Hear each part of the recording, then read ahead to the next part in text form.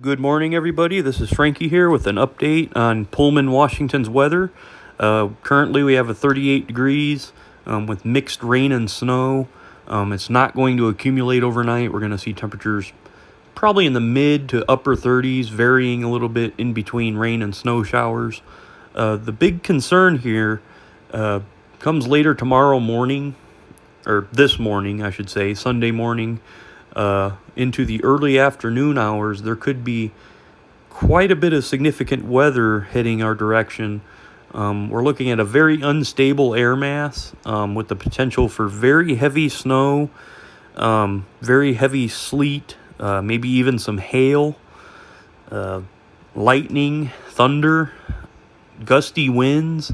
So it's looking like a mix of winter and spring here, with all kinds of different weather going on, ranging from snow to rain to hail to sleet, just pretty much all precipitation types, and all types of weather here,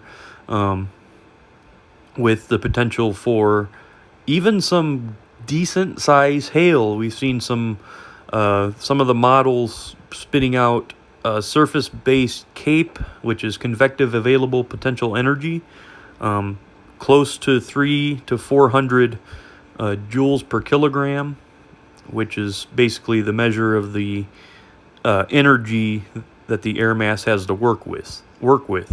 And that